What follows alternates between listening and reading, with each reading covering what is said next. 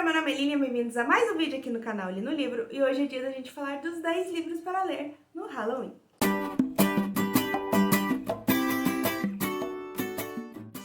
Pra quem acompanha o canal aqui há um pouquinho mais de tempo, sabe que basicamente todo mês é mês de Halloween aqui no canal, já que eu faço uma leitura coletiva em ordem cronológica dos livros de Stephen King, então, bem ou mal, pelo menos um fatorzinho ali de terror, suspense sempre tem por aqui, mas eu decidi trazer então uma lista daquela clássica de 10 livros pra indicar aí pro Halloween, já que estamos em outubro e tem todo aquele clima, né, de leituras de terror, leituras temáticas, inclusive a minha TBR desse mês traz livros aí que puxam um pouco mais pro terror e pro suspense, então eu decidi trazer aqui pra você algumas dicas, talvez a minha lista aí de os mais preferidos aí de terror que eu já li, mas antes da gente ir então para esses livros, não se esquece de se inscrever no canal, de curtir, compartilhar e ativar o sininho para receber sempre notificação quando tiver vídeos novos, e também se você decidir comprar algum desses livros, compra com o meu link por favor, que você não paga nada mais por isso e ainda ajuda bastante o Li no Livro. Eu vou trazer aqui vários gêneros, talvez, de terror, pelo que eu pensei, aqueles que são um pouquinho assim mais porreta, mesmo direto ao ponto,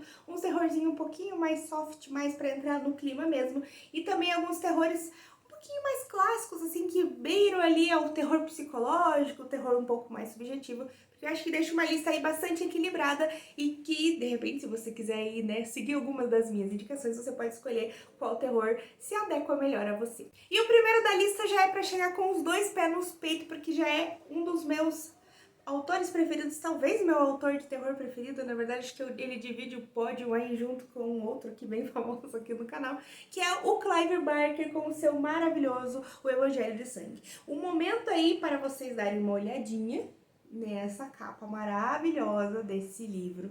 Então, eu poderia trazer aqui, na verdade, o Hellraiser, que ele é, na verdade, quase como uma novela, né? Ele tem ali só essas que menos de 150 páginas, que vai, então, nos introduzir ao mundo dos cenobitas ou cenóbitas. E que é super famoso, né? Inclusive tem uma adaptação, não só uma adaptação, mas uma franquia de terror aí muito famosa. Inclusive, recentemente eu acho que recebeu um reboot, eu não tenho certeza se o novo Hellraiser, que por sinal está sendo super bem falado e quero logo vou conferir, vou trazer aqui pra vocês todas as minhas impressões. Mas enfim, eu decidi trazer então, para fugir um pouquinho do lugar comum, o Evangelho de Sangue, que ele vai servir como se fosse uma continuação desse mundo, não exatamente da história, porque não tem exatamente ligação, e na verdade vai ter só aqui a figura dos cenóbitas, e é uma aventura extremamente diferente do que você está preparado para seguir. O que eu posso dizer basicamente dessa história é uma história que eu já tenho muita vontade de reler, porque já faz acho que uns 2 ou 3 anos que eu peguei essa leitura e ela foi simplesmente assim uma pancada no meu estômago. É muito bom, é muito bom. A escrita do Clive Barker é simplesmente fantástico. Tudo que eu pego dele, tudo que eu peguei até agora, eu sou extremamente apaixonada, então não poderia deixar de trazer esse aqui. Como que eu posso descrever esse livro? Basicamente, você vai ser convidado a fazer uma viagem pro inferno. É basicamente isso. A gente tem personagens aqui que, por alguns motivos que eu não gosto nem de entrar no mérito, porque eu acho que é legal você ter realmente essa surpresa, eles vão ser... A vida deles, enfim, vai combinar para eles terem que ir para o inferno e é onde, né, os cenóbitas lá tomam conta. E é muito legal essa história, é muito o ambiente, a forma como o Clive descreve. Tem uma cena assim que eles estão realmente andando nas ruas lá do inferno e as descrições são incríveis. Esse aqui eu acho que, assim, de gráfico mesmo, de terror gráfico, puxando um pouquinho mais para terror monstros, né? Eu acho que poderia encaixar os cenóbitas. Ele é muito foda.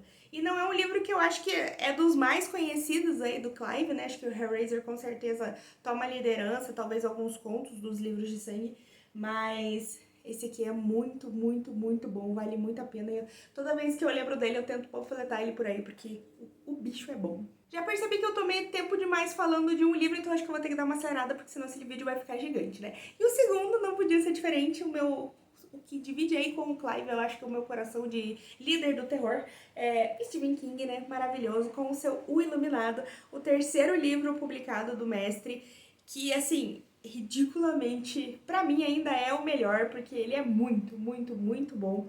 Inclusive, eu acho que eu gosto muito de dar esse selo porque o Stephen King ele é muito conhecido pelos seus livros de terror, mas ele é um escritor muito versátil em muitos campos, né? E eu acho muito interessante porque no meu livro, o único livro dele que está é o Iluminado, e pra mim faz todo sentido, porque a construção da narrativa aqui é muito interessante, é muito incrível. Esse aqui eu acho que de todos que eu li dele é o que mais tem esse presente, esse fator terror. Aqui no caso assombrações, né? No caso terror fantástico, eu acho que poderia dizer assim. E é simplesmente incrível, né? Uma família que vai tomar conta de um hotel durante o período de inverno, né? Já que durante o período de inverno tem nevascas muito rigorosas e o hotel fecha, né? Ele só abre durante o verão. E ele vai ser então esse caseiro do hotel para tomar conta de tudo. E só que ele já é uma pessoa que é atormentada aí pelo alcoolismo e o hotel vai fazer uma influência sobre essa família aí que não vai ser nem um pouco benéfica. Então, eu acho que esse também aqui já é um clássico, já é conhecido pelas suas adaptações. Então, mas assim, vale muito a pena ler, é um terror super imersivo. Eu acho que combina muito bom, pelo menos aqui em Curitiba. Nós estamos passando ainda pelo inverno e muita chuva, então acho que combina bem com esse clima friozinho aqui, porque, né, muita neve, muita gente isolada, então vale muito a pena. O Iluminado é porreta. Em terceiro lugar, que eu acho que na verdade se fosse pra colocar assim em ordem mesmo de preferência, esse aqui com certeza estaria em primeiro lugar, porque ele é meu livro preferido de terror. O Exorcista, do William Peter Blatty. Será que eu já não esqueci o nome dele? Não, é o William Peter Blatty mesmo. Eu não sei nem o que falar sobre esse livro, assim, esse aqui pra mim, primeiro que pra mim, né, pessoalmente, é o meu tipo favorito de terror, é o meu tema favorito de terror, não só pra livros como pra filmes também, que é o terror de possessão. Eu acho incrível e geralmente traz muitas discussões em volta, não só o fator, né, acredito, não acredito, daquilo ali, mas eu acho que desenvolve muitos questionamentos, assim, sobre as pessoas, sobre os relacionamentos, sobre, não sei, sobre pessoal mesmo, assim, das pessoas. Então, e o Exorcista não é diferente, ele é simplesmente fantástico, esse livro. Eu acho ele, assim, muito bom, com personagens muito críveis, muito bem construídos. Um padre aqui, que no caso vai ser, né, um dos que vai participar do exorcismo, que é muito legal, um padre super diferentão, assim, que ele estuda psicologia, então ele tenta o tempo todo, assim, boa parte do livro, provar que aquilo aí não é um caso de possessão, e sim é um problema psicológico mesmo, que a personagem, né, que é a Regan, que é a menina que vai ser possuída, que tá enfrentando, e é muito incrível. O final desse livro é muito bom. Assim, é um tipo de terror, assim, que é feito pra te dar medo. Você tem aqueles cagacinhos, assim, né? Não recomendaria muito ler à noite se você tem algum tipo de medo. Mas, ao mesmo tempo, é muito bem escrito e muito bem trabalhado, assim. Não é só o terror pelo terror. Então, funciona super bem. Eu também sou apaixonada pela adaptação. Meu livro preferido é O Exorcista, o meu filme preferido é O Exorcista, então, assim, fanboy total, né? Eu não coloquei lá em primeiro pra não ficar falando 15 minutos e já me tocar, mas com certeza, assim, de todos, clima total de terror é esse aqui. Continuando então pela mesma temática, mas dando aí uma aliviada nos ares, eu trago O Exorcismo da Minha Melhor Amiga, da Grady Hendrix, ou é do Grady Hendrix, eu nunca lembro se é um homem ou uma mulher, eu acho que é um homem, se eu não me engano é um homem. Esse aqui vai trazer então esse mesmo tema que eu falei pra vocês, que é um dos meus preferidos, né, do exorcismo, mas com uma pegada um pouco mais leve, assim, na verdade bem mais leve. Eu acho que ele se encaixaria muito bem naqueles comédia de terror ou terror de comédia, sei lá, se existe o contrário, mas comédia de terror, porque na verdade que você vai ter esse fator fantástico, e eu acho que algumas cenas aqui elas são muito pesadas, assim, como uma adolescente andando aí pelo mundo, dá aquele cagacinho se você se colocar no lugar dos personagens. Mas claro, não tem nada muito gráfico, assim, naquele terrorzão, até porque o ponto de vista é um pouco diferente, né? Aqui a gente vai acompanhar a própria amiga, né? Inclusive já falo, né? O exorcismo da minha melhor amiga. Então a gente vai ter essa visão dessa amiga vendo a outra sofrendo tudo isso, se degradando e tendo ali uma possível possessão. Então acho que esse fator de onde é narrada a história é muito importante, que tira um pouco dessa carga. E claro, porque o foco da história não é só a possessão, e sim a amizade das duas, que é simplesmente maravilhosa, assim, é muito legal. E é muito... Agora eu lembrei por que eu acho que é um cara. Porque eu lembro que eu pensei assim, nossa, como que esse cara conseguiu construir, assim, a amizade entre duas meninas de uma forma tão legal e tão, assim, realista, sabe? E é muito bonito, assim. Então tem toda aquela vibe anos 80, né? Já dá pra ver pela capa. Essa vibe melhores amigas, essa vibe Você tá se descobrindo, você tá num momento muito difícil, né, que é aquele momento jovem adulto, passando por diversos dilemas ali, né, todos aqueles hormônios, e ainda tendo que enfrentar, assim, esse mal que chega nas duas. Então foi um livro que eu me diverti muito, gostei bastante, fiquei super apaixonada pela amizade das duas, e claro, traz aqui algumas coisas, alguns elementos de terror, e o final, o desfecho dele é muito legal, assim, achei muito interessante. Eu não posso entrar mais em detalhes para não entregar o final, claro, mas é o tipo de, digamos assim, solução do livro que eu gosto muito, acho muito inteligente. Então, vale muito a pena. Eu já assisti a adaptação desse daqui, mas eu acho que eu vou trazer um vídeo separado para comentar um pouco mais do filme mesmo, né, em relação ao livro, porque eu não cheguei a fazer uma resenha em si pra ele na época, eu não estava muito emocionada.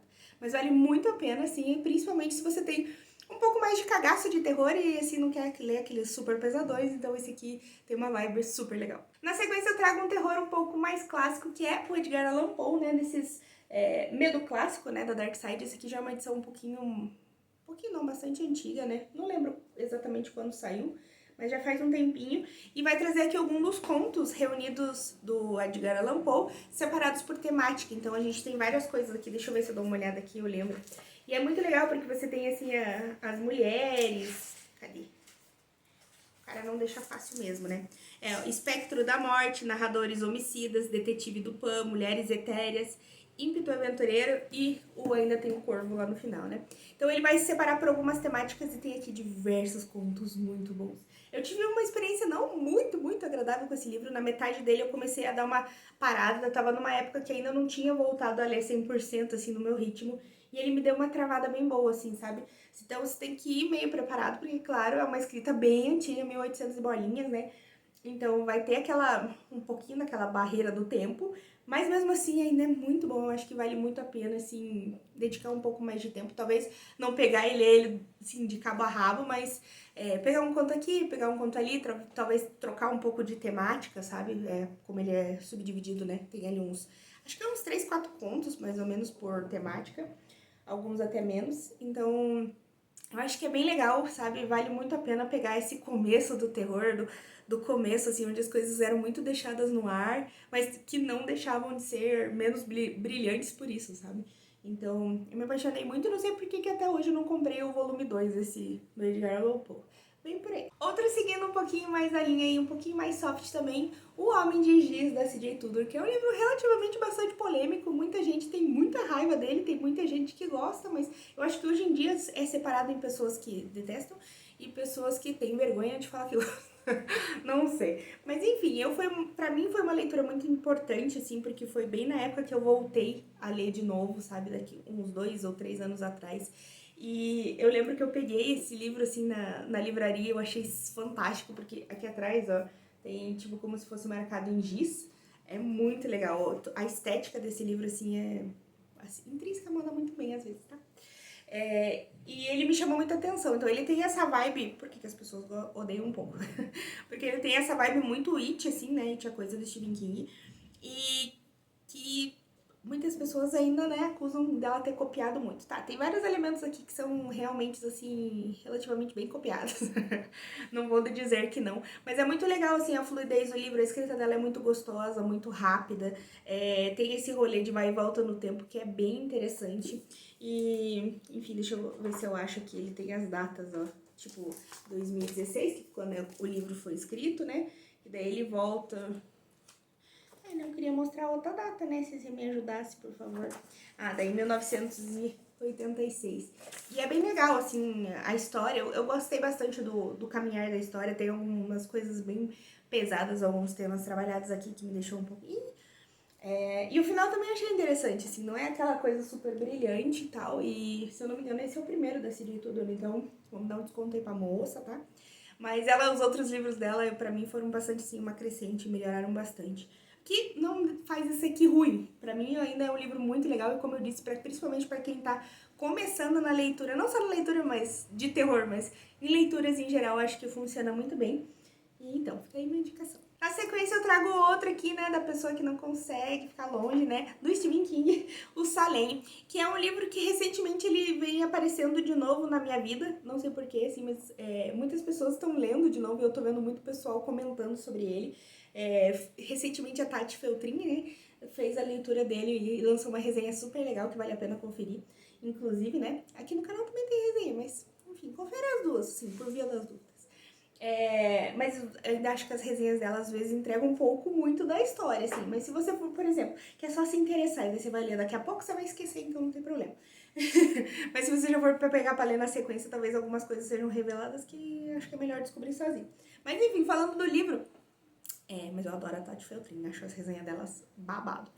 É um livro muito interessante do King, vai trazer essa temática aqui de vampiros, né? Numa cidadezinha pequena, onde tudo começa a dar errado e aquela coisa. E eu acho que é muito clima de terror, esse clima de uma criatura, né, que já faz tão parte da cultura pop, né, como o vampiro. Tratado com uma pegada super atual, apesar de ser um livro de 75, eu acho que é esse aqui.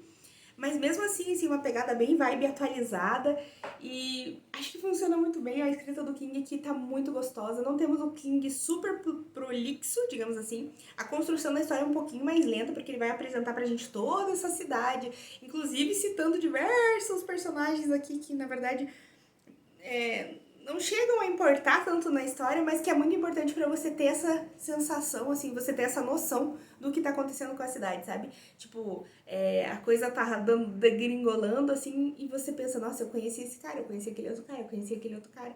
Dá aquela sensação de você tá vivendo nessa cidadezinha e ver o quanto o que tá acontecendo ali impacta, sabe? Na vida das pessoas. Enfim, muito maravilhoso, um dos Kings que eu acho que não é tão famoso assim. Não acho que ele é esquecido no rolê, mas também não acho que ele é tão famoso assim. E vale muito a pena, então, ter essa pegada, assim, muito Halloween. Pra não dar briga entre o King e o Clive, é claro que eu trouxe mais um do Clive, né? Que no caso, Os Livros de Sangue. Eu trouxe aqui o volume 1, mas já saiu, na verdade, 4 volumes aqui, que são 6 no total. Trouxe o 1 meio que pra representar, não que necessariamente eu prefiro os contos do 1, apesar de que eu só li acho que o 1 e o 2. O 3 ainda não li, já tenho aqui, mas não li e falta comprar o 4. Mas são os contos do Clive, ele tem uma pegada, assim, de terror que é muito diferente do que você tá esperando. Pelo menos pra mim foi muito assim. Eu sou uma cria do Stephen King, né? Então, o terror do Clive sempre surpreende, assim. Ele traz elementos que você não tá preparado. Às vezes, ele mostra cenas, assim, ele dá uma explicitada no que tá acontecendo, dá aquela pegada super gore, assim, que você não tá esperando. E eu acho que funciona muito bem, além de ser muito inteligente, vários contos dele. E assim, dos livros, dos 2 volumes que eu li, né, pelo menos, assim, dos 6, eu acho que os 2 tinham 6. Não sei se o primeiro tem 5, mas se eu não me engano, os 2 têm 6 contos. E assim, pelo menos 4 eu adorei, assim. E os outros gostei, ok, mas assim, não foi nenhum que eu achei terrível. Então, a escrita do cara é muito bom, o nível do cara é muito bom. Eu acho que se você curte terror e você quer dar um passo além ali no... entrar num terror que é um pouco mais diferentão, vale a pena investir no Clive Barker. O próximo da lista eu não tenho aqui físico, né? Eu acabei lendo em e-book, que é Assombração da Casa da Colina, da Shirley Jackson. Que é um terror que eu sinceramente esperava não gostar muito. Eu queria conhecer, porque, claro, eu assisti primeiro a adaptação. Não é bem uma adaptação, né? Ele é inspirado, digamos assim, no livro que é A Maldição da Residência Hill, que é maravilhosa, a série da Netflix, inclusive, se você ainda não assistiu, assista, perfeita. Mas eu não tinha lido, então, o livro, né? Eu queria saber o que tinha nesse livro que inspirou essa série tão maravilhosa. Só que sabendo que era um terror um pouco mais clássico, com uma pegada um pouco mais lenta, eu achei que eu não ia gostar. E foi, assim, totalmente ao contrário. Eu gostei muito do livro. Ele... com certeza, perto do mundo jumpscare que nós estamos acostumados hoje, claro que ele dá uma segurada, ele põe o pé no freio bastante, assim, né? Porque, claro, é um terror bem mais subjetivo mesmo, né? Mas, se você entra nessa vibe, se você compra essa ideia, é muito legal. É muito legal porque a forma como ele é narrado, você não entende muito bem o que tá acontecendo, se você pode confiar ou não numa personagem que tá narrando, se aquilo é da cabeça dela, se aquilo é da casa, se aquilo é alguém. É o tipo de terror que você não entende exatamente de onde ele tá vindo. E funcionou pra mim muito bem, assim, pelo menos pra mim, eu fiquei muito imersa na história. E eu achei o final muito, muito, muito bom, assim, sabe? Bem plot twist daqueles, assim, de parabéns, Shirley Jackson. Mas assim, de novo, né, você tem que ir preparado, que é um terror mais clássico, assim, não que ele seja tão antigo assim, mas ele tem essa pegada mais clássica, então você tem que ir, não esperar aquelas super acontecimentos e se entregar mesmo pra história, se entregar mesmo pro personagem, pro protagonista, é muito legal, todo o que leva eles a irem para essa casa, né? Porque só para contextualizar, eles vão fazer uns experimentos nessa casa que se diz mal assombrada. E, tipo, tudo que leva todos os personagens até ali já é muito legal, então vale muito a pena dar essa chance, porque manda muito bem. E por último, mas não menos importante, também na pegada terror um pouco mais clássico, A Outra Volta do Parafuso, do Henry James, que foi um livro assim que também, na mesma pegada da Assombração da Casa da Colina, eu achei que eu não ia gostar. Eu tinha muita vontade porque, não sei se agora por causa das séries da Netflix, né, que também tem a Maldição da Casa Bly, da Mansão Bly, eu nunca lembro. A Maldição da Mansão Bly. Isso? Eu acho que é isso. Hoje esses dois livros, A Assombração da Casa da Colina e A Outra Volta do Parafuso, são relacionados por causa das séries. Mas mesmo antes de sair a segunda temporada, quando eu fui ler A Assombração da Casa da Colina, eu já decidi ler esse daqui. Porque, enfim, tem N adaptações de filmes mesmo sobre essa história. E agora, mais A Maldição da Mansão Bly, que é maravilhosa, maravilhosa, maravilhosa. Também gostei tanto quanto a primeira, né? Que no caso ela funciona como uma segunda temporada, mas elas são histórias à parte, né? E essa história aqui é muito legal, assim, vai trazer uma moça que ela é contratada para tomar conta de 2 órfãos numa propriedade ali no interior, mais pro interior, acho que é na Inglaterra, né? Se eu não me engano. Não lembro se é Inglaterra ou Estados Unidos, mas eu acho que é Inglaterra. E, enfim, sim, um terror super creepy, né? Porque eles são órfãos, eles já vivem sozinhos, os pais morreram no acidente, o tio não tá nem aí, contratou a menina pra ir ficar lá, mas não vai visitar. E toda aquela mansão gigante e tudo errado, né? Já dá pra ver que vai acontecer um monte de cagada ali no meio. Enfim, mas vale muito a pena porque eu acho que tem esse terror de novo mais subjetivo. Você também não pode confiar na protagonista que tá narrando, você não sabe se ela tá vendo mesmo, se ela é muito maluca ou se os órfãos que estão atazanando a vida dela, né, o pessoal da casa. Tem esse começo ali que você tá ali em dúvida no que tá acontecendo. E o desenvolver da história é muito legal, eu gostei muito. Acho que tem vários elementos aqui que dão aquele sustinho, não sei se exatamente sustinho, mas te deixa meio assim, sabe, enquanto você tá lendo. E, enfim, esse aqui também eu acho que vale pelo combo, ler o livro e depois assistir a adaptação, que eu acho que vale muito a pena. E essa edição especial da Penguin tem um texto de pós-fácil que fala um pouco sobre a escrita do autor, a contextualização da escrita do livro, que é muito legal. Eu adoro essas edições da Penguin, porque sempre enriquecem um pouco mais a nossa experiência. Então, galera, por hora é isso. Obrigada por assistir o vídeo até aqui. Espero que vocês tenham gostado aí das minhas indicações. Deixa aqui embaixo se você já leu ou se tem vontade de ler algum deles. E a gente se vê, então, no próximo vídeo.